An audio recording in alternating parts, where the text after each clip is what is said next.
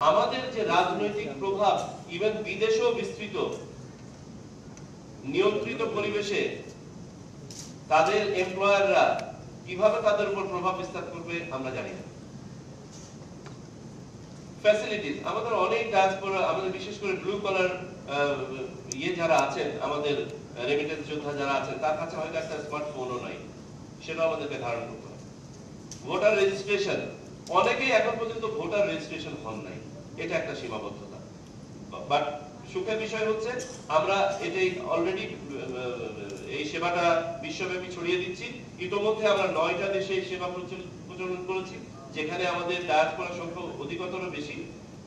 আমরা ইনশাআল্লাহ অতি শীঘ্রই 15টা দেশে এটা বিস্তৃতি ঘটাতে পারবো এবং আলটিমেটলি আমরা 40টা দেশে এই ভোটার রেজিস্ট্রেশনের কাজ এবং এনআইডি কার্যক্রম সম্প্রসারণ করব।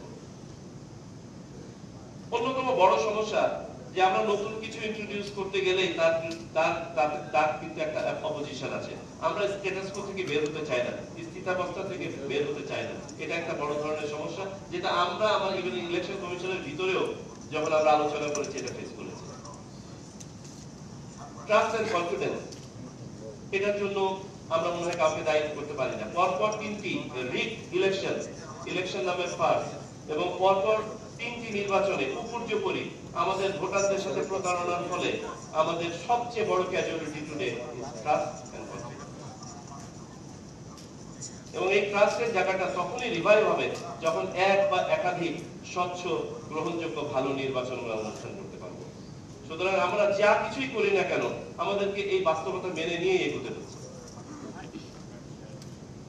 এবং যে কথাটা বলছিলাম, আমাদের বিশেষ করে মিডল ইস্টার্ন কান্ট্রিতে বা যেসব জায়গাতে আমাদের ক্লাস্টার অফ লেবারার্স আছে, তাদের উপরে যে এমপ্লয়াররা আছেন তাদের কি ধরনের প্রভাব হবে। আমি যে পদ্ধতিতে ভোট দিতে বলবো, হয়তো দেখা গেল আমি অনলাইনে ভোট দিতে বললাম, তাকে বললো যে এই মার্কাতে চাপ দিয়ে বসে বসে। How do we handle that? So this are our additional challenges. এখন আমি দুটো পদ্ধতি নিয়ে আমি সংক্ষিপ্ত আকারে বলবো। ই ভোটিং যখন আমি বলছি, ইট ইনক্লুডস বোথ, মানে ইভিএম এ ভোটিং এবং অনলাইন ভোটিং, দুটো মিলিয়ে ই ভোটিং। তো আমরা এখানে ইন্টারেস্টিং একটা ফাইন্ড দেখি, বাকিগুলো আপনাদের জন্য সেলফ এক্সপ্লেনেটরি, যে 60% দেশে এই ই ভোটিং কখনোই ছিল না। 19% দেশে কোনো জাতীয় নির্বাচনে, কোথাও স্থানীয় নির্বাচনে এই ব্যবস্থা আছে। 15% দেশে they are still in feasibility study, trial ফেজে। ইন্টারেস্টিং ব্যাপার হচ্ছে এই 6%। এই 6% ই ভোটিং বা অনলাইন ভোটিং চালু করে আবার ফেরত গিয়েছে, এটা সীমাবদ্ধতার জন্য। এবং দেশগুলো দেখা জরুরি আমাদের জন্য। জাপান, কাজাকিস্তান ঠিক আছে, বাদ দিয়ে এটা সম্ভবত রোমানিয়া, জার্মানি, সুইজারল্যান্ড, আমরা এখানে ডেনমার্ক এন্ড কি বলে, this is Sweden, the Scandinavian countries and Ireland, তারা কেউই কিন্তু ডিজিটালি আমাদের চেয়ে ইনফেরিয়র নয়, yet they have not been able to implement it. Norway, that's Norway. Okay, এখন আসি প্রক্সি ভোটিং।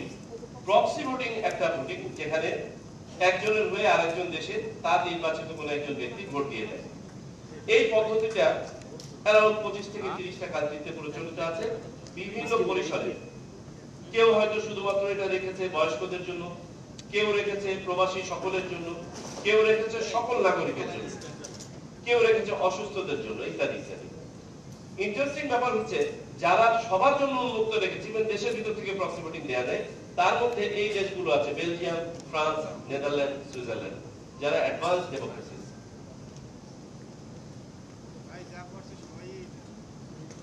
এখন আমি আমাদের বাংলাদেশি ডায়াসপোরা নিয়ে কয়েকটি কথা বলতে চাই।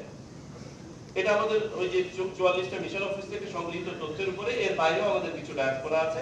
এখানে আমরা 13 মিলিয়ন ডায়াসপোরার কথা বলছি।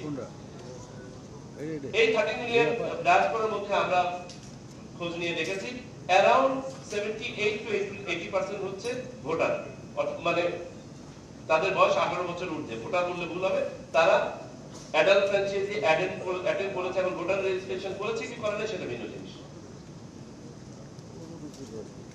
আমি যেমনটা বলেছি, এই বিভিন্ন দেশে আপনার হোস্ট কান্ট্রি রিয়েলিটিজ আর ডিফারেন্ট।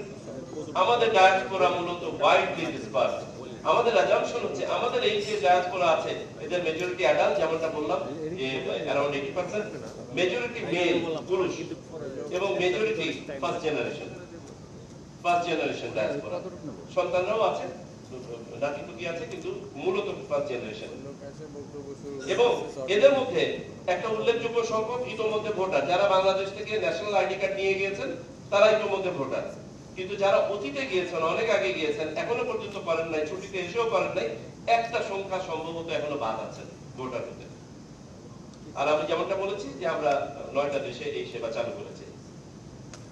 আমাদের ডায়াসপোরার জন্য আমাদের বর্তমানে যে বিধান আছে, আমাদের আর্টিকেল 27 অফ আরপিও 1972, সেখানে 4 ধরনের ভোটারকে পোস্টাল ব্যালটের মাধ্যমে ভোট দিতে দেওয়া হয়। 1, সরকারি কর্মকর্তা কর্মচারী; 2, নির্বাচন অনুষ্ঠানের সাথে যারা সম্পৃক্ত আছেন তারা; 3, আইনি হেফাজতে যে ব্যক্তিরা আছেন তারা; এবং 4, প্রবাসী বাংলাদেশী।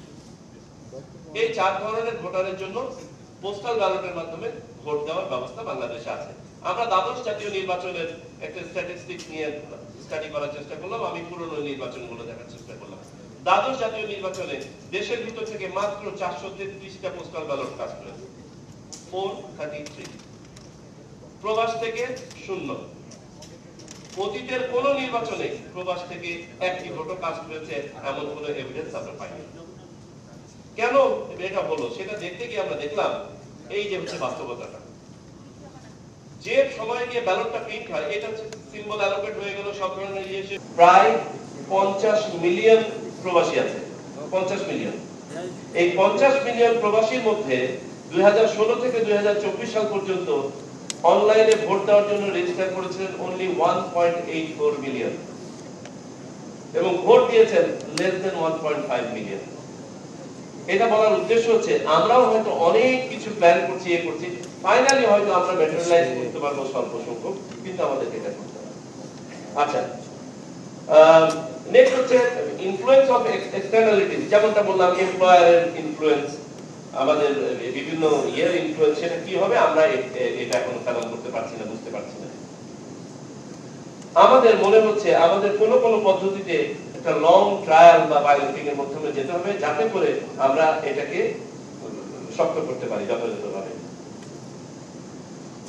এবং অনলাইন ভোটিং সম্ভবত আগামী জাতীয় নির্বাচনে হোলসাম ইমপ্লিমেন্ট করা যাবে না। আমরা যদি ইনশাআল্লাহ খুব রিগোরাসলি কাজ করি, বড় জোর আমরা হয়তো পাইলটিং পর্যায়ে পৌঁছাতে পারবো। ট্রায়াল পারবে, পাইলটিং পর্যায়ে পৌঁছাতে পারবো, যেটা আমার সহকর্মী বলবেন। এখন আসি আইটি সাপোর্টেড ব্যালট পেপার। এটা বাস্তবায়নযোগ্য যদি আমরা টাইমটাকে শর্টেন করতে পারি, যে টাইমটা আমি আপনাদের দেখিয়েছি। এখন টাইম শর্টেন করার পদ্ধতি আমাদের হাতে আছে টুল 3টা। 1 নম্বর টুল হচ্ছে ব্যালট পেপার, তাহলে অল্টারনেটিভ মিনস অফ পোস্টেজ এটা আমাদেরকে ব্যবহার করতে পারে। সেটা হতে পারে ডিএইচএল বা অন্য কোনো ডেলিভারি সিস্টেম ইত্যাদি। যেমন মিডল ইস্টে they have established delivery system. So এইগুলো যদি আমরা ব্যবহার করতে পারি, এবং এইগুলো নিয়ে আমাদের আলোচনা করতে হবে যে আমরা কোনটার দিকে যাব। এটার জন্য কিছু ট্রায়াল লাগবে এবং সম্ভবত ছোটখাটো দুই একটা পাইলটিং লাগতে পারে। Influence of externalities remain a concern. Employer ইত্যাদি তারা কিভাবে আমাদের ক্রাউড অফ লেবারারদের ইনফ্লুয়েন্স করবে, সেটা আমাদেরকে ভাবতে হবে। এবং last, this is my last slide, proxy voting. Proxy voting এর ব্যাপারে আমাদের ধারণা হচ্ছে আমরা প্রথমে ইলেকশন কমিশনে proxy voting we outrightly rejected it. পরে যখন গবেষণা করতে গিয়ে দেখি যে আমাদের it is a very good solution provided we accept it. It is implementable. এটা পারপেচুয়াল কিছু ডিবেট আছে, সার্বক্ষণিক হয়ে থাকে এই ডিবেট, যে ভোটারের উইলটা, ভোটারের ইচ্ছা প্রতিফলিত হবে তো প্রক্সির মাধ্যমে। এটার আবার কাউন্টার আর্গুমেন্ট হচ্ছে, যে ব্যক্তি একজনকে প্রক্সি হিসেবে নিয়োগ করছেন উনি তো অনেক যাচাই বাছাই করে একজনকে বিশ্বাসযোগ্য খুঁজে পাবেন না। তার বাবা মা ভাই বোন কারোর উপরে তার আস্থা থাকবে না। ধরলাম তাদের মাঝে 10%, সেকেন্ড আর্গুমেন্ট হচ্ছে 5% অন্য মার্কায় ভোট দিয়ে দিল। এটা তো সবার ক্ষেত্রে প্রযোজ্য, দ্যাটস হাউ এটা একটু ব্যালেন্স আউট হয়ে যাবে। সবচেয়ে বড় কথা হচ্ছে যে অন্তত একজনের তো ভোট কাস্ট হলো, এবং একটা ভোটই কাস্ট হলো, একাধিক ভোট তো কাস্ট হলো না। অ্যানিমিটির আরেকটা পারপেচুয়াল ডিবেট আছে যে আমরা ভোটারের আইডেন্টিটিটা কিন্তু আমরা হাইড করতে চাই। এই এতটুকু কম্প্রোমাইজ বিশ্বের অনেক দেশ করছে, আমরা যদি অ্যাকসেপ্ট করি আমাদেরকে অ্যাকসেপ্ট করতে হবে। আর এটা best option in terms of যেদিন বাংলাদেশে ভোট হবে সেদিনই আমি ভোট দিতে পারবো। এটা লার্জ স্কেলে ইমপ্লিমেন্ট করা যাবে without any possibility of intervention, যে সাইবার হ্যাকিং মুক্ত এসবের কোনো সম্ভাবনা নাই। Logistic requirement is very low, খরচ সবচেয়ে কম, আইটি ইন্টারভেনশন অপেক্ষাকৃত অনেক কম, এবং নিশ্চিত ভোট দেওয়া হচ্ছে এবং কাউন্ট হচ্ছে। I rest my case with you. I will come back inshallah in the second session. Now I will request Dr. Munir and his team to continue with the presentation.